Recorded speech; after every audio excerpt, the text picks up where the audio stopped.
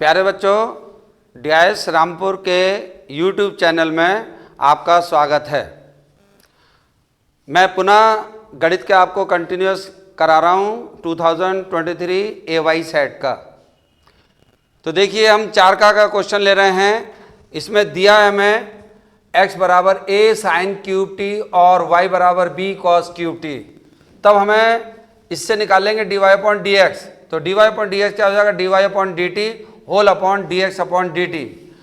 तो ये प्यारे बच्चों, ये देखिए बराबर हो जाएगा b जो है हमारा कांस्टेंट हमने बाहर ले लिया, cos क्यूब टी का हो गया हमारा 3 cos स्क्वायर टी और cos टी का फिर हम चेन रूल के अकॉर्डिंग निकालेंगे तो ये हो जाएगा माइनस साइन टी। इसी तरह डिनोमिनेटर में dx अपॉन डी टी निकालेंगे, एक कांस्टेंट बाहर ले लिया हमने, साइन क्यूब टी का करा 3 साइन स्क्वायर टी हो गया, साइन का निकालेंगे पुनः चेन रूल के अकॉर्डिंग तो ये हो गया कॉस टी।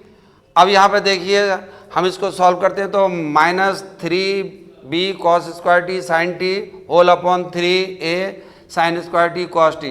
तो यहाँ पर जो है हमारा 3 से 3 कट गया और साइन टी से साइन स्क्वायर टी का एक साइन टी कट जाएगा। इसी तरह कॉस स्क्वायर टी का cos t into cos t ले सकते हैं, कॉस टी से कॉस टी कट जाएगा तो ये बचेगा बराबर हमारा minus b upon a cos t whole upon sine T.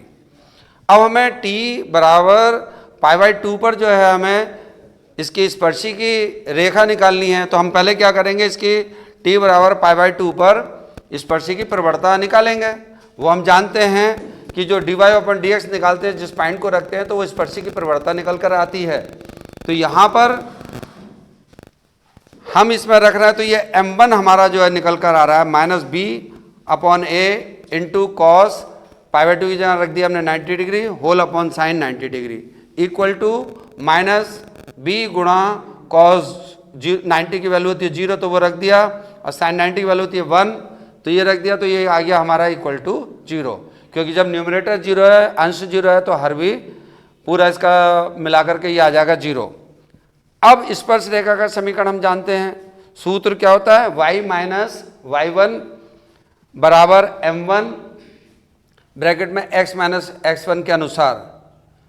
तो हमारा y1 तो इससे वैल्यू रखना है, t की जगह हम π/2 तो 0 हो जा रहा है और x की जगह हमारा a आ जा रहा है क्योंकि साइन 90 की वैल्यू 1 होगी तो वो हमने यहाँ पर रखा। तो y माइनस 0 बराबर 0 गुणा ब्रैकेट में x माइनस a। जब इसको हम ये सॉल्व करेंगे तो प्यारे बच्चों ये आ गया y बराबर 0। अब आप जानते हैं y बराबर 0 जो है हमारा,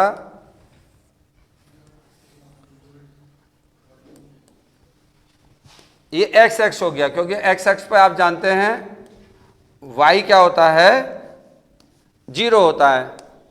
तो ये हमारा जो है x का इक्वेशन निकल के आ गया y बराबर 0, ये हो गया। अब हम नेक्स्ट लेते हैं इस तरह का क्वेश्चन।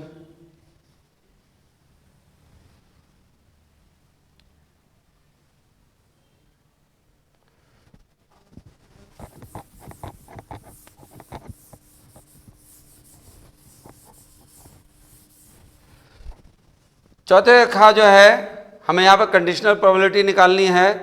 तो इसमें जो हमारे पास दो पासे एक साथ उछाले जाते हैं, उसके दोनों पासों पर हमारा 6 का योग आने की कंडीशन निकालनी है और उसमें जो है इवन संख्याएं भी हों यानी सम संख्याएं। तो हम जानते हैं अगर हम एक पासों को n बार या n पासों को हम एक बार उछालें तो उनके टोटल पॉसिबल चांस जो होंगे वो 6 की पावर n होंगे। तो वो यहाँ पर हमने लगाया, इस पासों को हम दो पासों को उछालना है एक साथ तो हमारे पास पॉसिबल आउटकम्स क्या हो गए, दोनों पर 1 1 आ सकता है, 1 2 आ सकता है, 1 3 आ सकता है, 1 4 आ सकता है, इसी तरह लास्ट में 6 6 आ सकता है। तो ये हम देख रहे हैं टोटल आउटकम यानी सब कुल संभव संभावनाएं जो होंगी वो ns बराबर 6 की पावर 2 बराबर 36 यानी 6 की घात 2 बराबर 36 आ गया।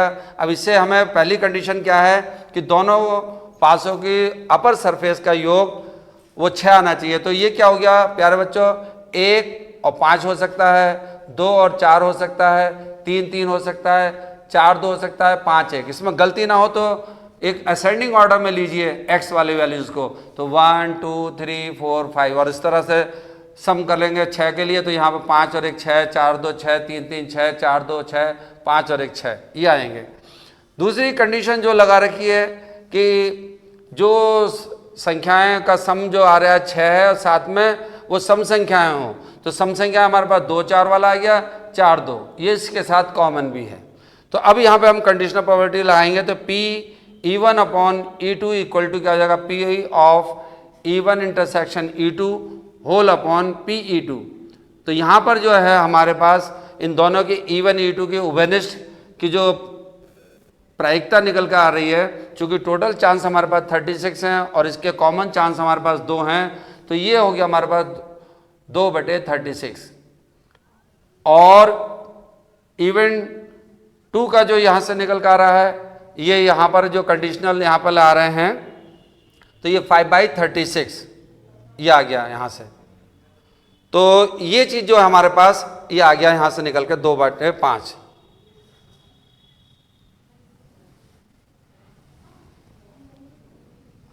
अब देखिए बेटा प्यारे बच्चों, अब ये देखिए आगे 4 घा का जो है ये दी गई है, दी गई रेखा हमारे पास जो क्वेश्चन में दी गई रेखा है x + 3/2 बराबर y - 5/4 इक्वल टू z+6/2 की तुलना जो है हमें x - x1/a equal to y - y1/b equal to z - z1/c से करेंगे, क्योंकि ये इसकी सरल रेखा की सामान्य समीकरण होती है।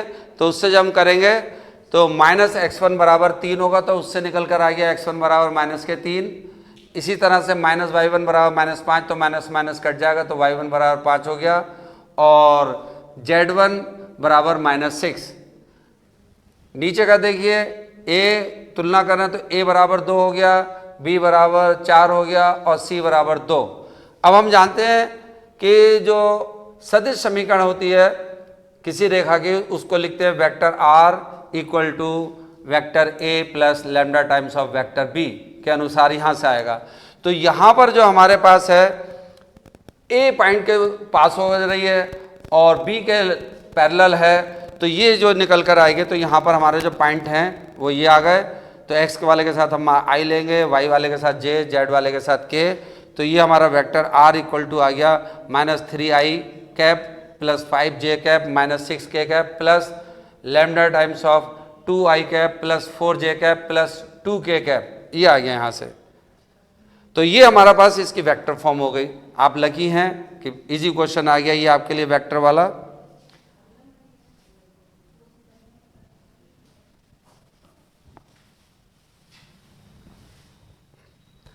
अब हम इसका घा पार्ट लेते हैं, चौथा वाला। यहां पे देखिए हमें एक अवकल समीकरण दे रखी है, डिफरेंशियल इक्वेशन, इसको हमें सॉल्व करना है। तो प्यारे बच्चों यहाँ पर एक चीज़ मैं और क्लियर कर दूं आपको, ये लॉग की जो परिभाषा होती है वो ध्यान रखना। जैसे 64 आपका है लिखा हुआ, तो हम इसको लिख सकते हैं 4 की पावर 3, और भी फॉर्म लिख सकते हैं 2 की पावर 6, 8 की पावर 2। तो ये लॉग की डेफिनेशन क्या होती है वो समझिए। लॉग जो है बेस तो वही रहेगा, और 64 जो हम पावर पर सॉल्व करते हैं ये इधर आ जाएगा। तो ये आपका जो आ गया log of 64 base 4 equal to 3। यहाँ पर जब ये एग्जाम में नहीं दिया है लॉग का बेस, तो यहाँ पर नेचुरल बेस हम ई मान के चलेंगे, जो इधर हमने बताया आपको। तो वो ये वाली परिभाषा यहाँ पे लाएंगे, इसका उल्टा जैसे यहाँ पे लेंगे तो 4 की पावर 3 इक्वल टू 64 हो जाएगा। तो वो चीज़ यहाँ पर लागू कर दी। तो यहाँ पर लॉग की परिभाषा के अनुसार अब आप देखिए, तो ये e की पावर हो गया 3x प्लस 4y, और ये बचा रह गया यहाँ पर dy/dx। अब गुणा में घातें जुड़ जाती हैं, तो इसे हम गुणा के रूप में अलग अलग लिख सकते हैं। तो e की पावर 3x इंटू ई की पावर 4y, तो ये हमने y वाले टर्म्स एक तरफ कर लिए, x वाले हमने दूसरी तरफ। तो ये हमारे पास क्या होगा, dy/e की पावर 4y, और इधर हो जाएगा e की पावर 3x इंटू dx। हम दोनों तरफ का समाकलन ले लें तो ये ऊपर जाकर घात हो जाएगी e की पावर -4y। अब यहाँ पर हम जो इंटीग्रेशन बाय पार्ट्स करके करेंगे, सब्स्टिट्यूशन मेथड वाले से करेंगे, तो यहाँ पर सब्स्टिट्यूशन वालों को लगा रहे हैं। इसको अगर हम -4y को t मान लेंगे तो इसका डेरिवेटिव नीचे आ जाएगा। तो ये e की पावर -4y होल अपॉन -4 आ गया। इसी तरह ई की पावर 3x, तो ये इसका डेरिवेटिव निकालेंगे 3x का, तो 3 आ गया, ये नीचे आ गया, प्लस हमें थोड़ा और सॉल्व करना, तो यहाँ पर हमने सी डैश ले लिया। कुछ किताबों में यहाँ पे सी लिख देते हैं तो कैपिटल सी बनाते हैं, वो एक जैसा लगता है, तो इसकी जगह पर मैंने सी डैश ले लिया आपके लिए कांस्टेंट को। तो ये प्यारे बच्चों यहाँ पर जो है मैंने समीकरण के दोनों ओर 12 से गुणा कर लिया है। एलसीएम भी ले सकते हैं 3 और 4 का, या डायरेक्ट 12 से गुणा कर दें, तो ये 4 से कट जाएगा, तो ये आ गया -3 e to power -4y equal to 3, 12 को काटेगा तो यहाँ पर 4 रह गया, तो 4 e to power 3x plus 12 C dash. अब इसको हमने पक्षांतर कर लिया, एक तरफ कर दिया हमने, माइनस वालों को दूसरी तरफ लेगा, तो ये आ गया हमारे पास -12 सी dash equal to 4 e to the power 3x plus 3 into e to power -4y। तो यहाँ पर जो हमारे पास ये आ गया 4 e to power 3x plus 3 e to power -4y equal to C, जहाँ सी जो है -12 सी डैश है, यानी कांस्टेंट है, कांस्टेंट का मल्टीप्लाई भी कांस्टेंट रहेगा। अब जब इसका हम डेरिवेटिव करेंगे वो 0 हो जाएगा, तो हम इसको कुछ के लिख देते हैं, लैम्डा लिख देते हैं, डजंट मैटर। ये आ गया प्यारे बच्चों।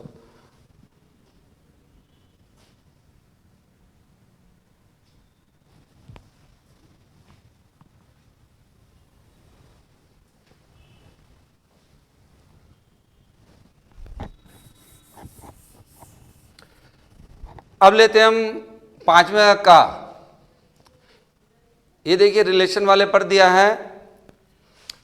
है कि एक रिलेशन है इस प्रकार के ए बी 2 एलिमेंट हैं इसमें, x ये ए बी जो बिलोंग कर रहे हैं z क्रॉस z इंटीजर से, ऑब्लिक a माइनस बी जो है ये 2 से विभाजित है।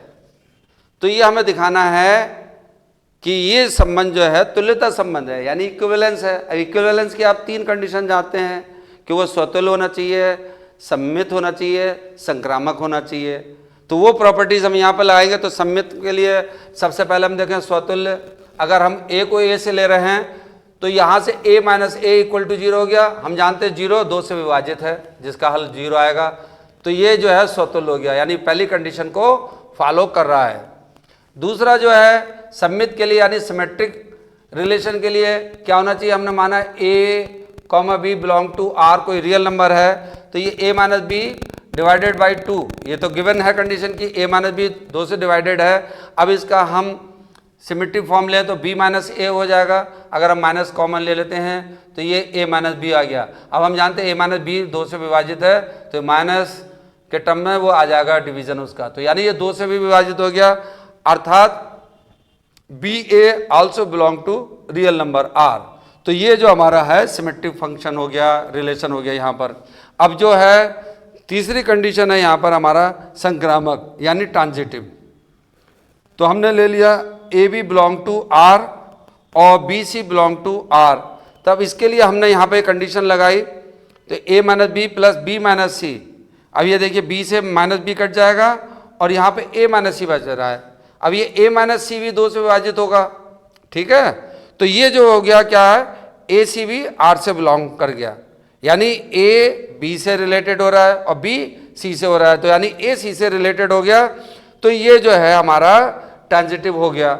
जब ये तीनों कंडीशन को फॉलो कर रहा है गिवन जो रिलेशन है में, तो ये क्या होगा, तुल्यता संबंध होगा, यानी इक्विवेलेंस रिलेशन हो गया।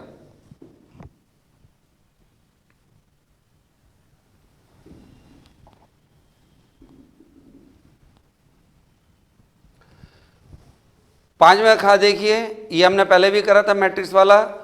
अब इसमें जो है ये थोड़ा डिटेल में दे दिया है। यहाँ पर 2 मैट्रिसेस दे रखी हैं, हमें 2 अवयव दे रखे हैं ए और बी। ए की वैल्यूज हैं 2 3 इसके एलिमेंट जो हैं और 1 -4, और बी के हैं 1 -2 और -1 3। हमें ए बी निकालना है तो हमने इनका गुणा करेंगे। यहाँ पर हमने आरसी मेथड लिया है। पहली रो पहले कॉलम से करा तो 2 × 2 और 3 के -1 से करा -3 आ गया पहली रो। फिर दूसरा कॉलम लिया, संगत पदों की हम मल्टीप्लाई करते हैं, यानी करस्पॉन्डिंग एलिमेंट की हम मल्टीप्लिकेशन लेते हैं। तो ये 2 की -2 से करेंगे -4 हो गया, 3 की 3 से करेंगे 9 हो गया। इसी तरह बेटा जो है आप सेकंड रो को फर्स्ट कॉलम से करेंगे तो ये देखिए 1 1 जा 1 का 1 आ गया, -4 की जब हम -1 से करेंगे तो +4 हो गया। अब सेकंड रो को हम सेकंड कॉलम से करेंगे तो 1 की -2 से कर रहे हैं हम, तो देखिए -2 हो गया, -4 की 3 से कर रहे हैं तो -12 हो गया। तो ये चीज़ हमने यहाँ पे सॉल्व करा तो ये आ गया -1 5 5 -14। अब इसका मॉड ले रहे हैं तो देखिए -1 की -14 से मल्टीप्लाई करेंगे तो ये 14 आ गया, और 5 की 5 से मल्टीप्लाई करेंगे तो ये -25 आ गया, सॉल्व करा तो ये -11। इसको इक्वेशन हम 2 ले लेते हैं, इसको 1 ले लिया ताकि लगाने में आसानी रहेगी। अब इसका हम निकालेंगे एडजॉइंट ए बी।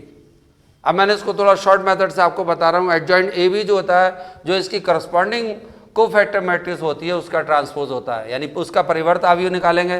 तो मैंने आपको बहुत सिंपल तरकीब बता रहा हूँ, उसको ध्यान रखिएगा। यहाँ पर ये मैंने ट्रांसपोज का निशान लगा दिया। अब ए बी जो हमारा निकल कर आया था ये है, तो हमें पहले वाले एलिमेंट का कोफैक्टर लेना है तो हमारा क्या होगा, -1 के साथ वाला जो लेंगे तो इसकी रो और इसके कॉलम को छुपा देंगे, और यहाँ पे देखें 1 1, यानी इन दोनों का सम इवन आ रहा है, तो हम इसका साइन चेंज नहीं करेंगे, वैसे रहने देंगे। -14 है तो -14 हो गया। अब दूसरे वाले एलिमेंट के लिए, पहली रो के दूसरे एलिमेंट के लिए इस रो इस कॉलम को छुपाएंगे, यहाँ पर ये 1 2 हो गया, 3 ऑड हो गया तो इसके साथ साइन चेंज कर देंगे। तो यहाँ पे जब चिन्ह बदलेंगे 5 का, ये -5 हो गया। इसी तरह इसका लेंगे 2 और 1, तो सेकंड रो और फर्स्ट कॉलम को छुपाएंगे, और 2 और 1 3 हो रहा है तो ये माइनस हो जाएगा, यानी साइन चेंज हो जाएगा तो ये माइनस हो गया। अब आप देखिए लास्ट वाले का 2 2 का, तो ये हमारा 4 हो गया, सम इसका यानी इवन नंबर आ गया, सम संख्या आ गई, तो ये वैसा का वैसे रहेगा, तो इसका हमारा पास ये आ गया -1। ट्रांसपोज में आप जानते हैं करस्पॉन्डिंग रो के जो हैं एलिमेंट को करस्पॉन्डिंग कॉलम में कन्वर्ट कर देते हैं।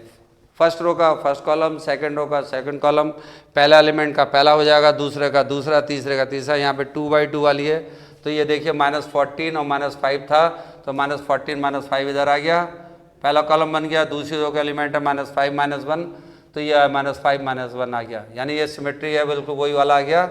लौट करके इसको हम ये कर लेते हैं जो एडजॉइंट। तो ए बी का हमें होल इनवर्स निकालना है, तो ये adjoint a b upon mod a b हो जाएगा।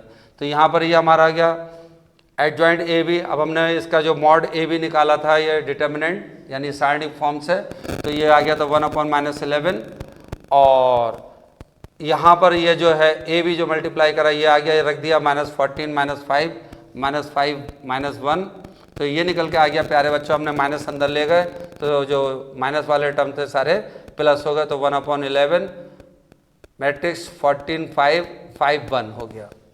तो इसको ये हम ये ले रहते हैं नेक्स्ट इक्वेशन 4th।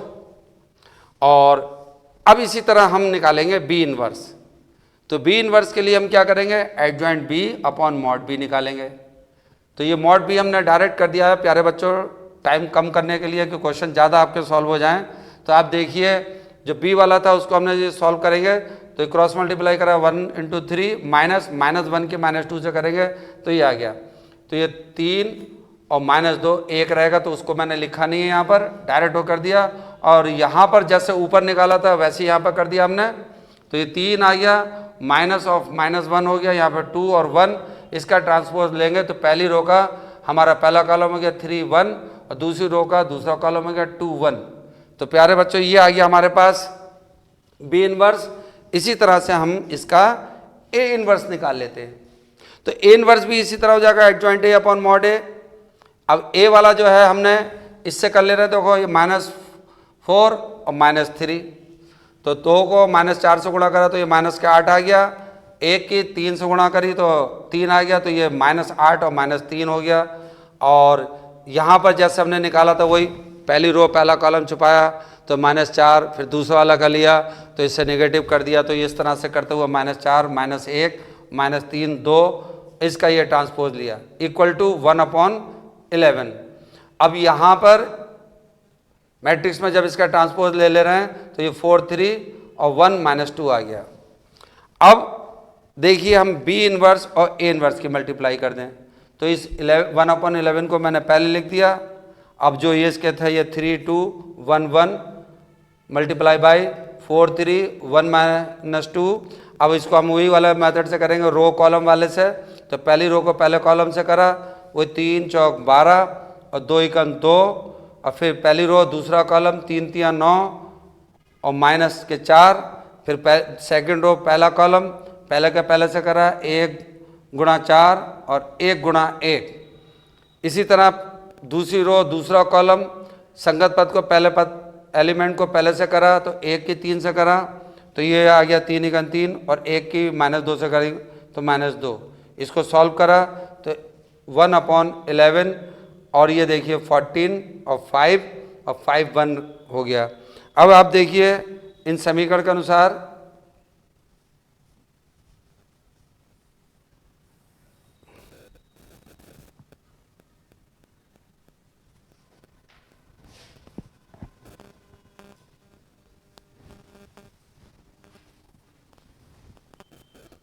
अब देखिए आगे आप इसको ये सॉल्व करा, ये 1/11 आ गया।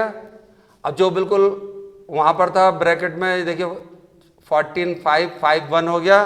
तो 4 और 7 के अनुसार आप देखें दोनों के मान सेम है। इसका मतलब ए बी का होल इनवर्स क्या होगा, वो b inverse into a inverse के इक्वल होगा। तो हैंस प्रूव्ड ये हो गया।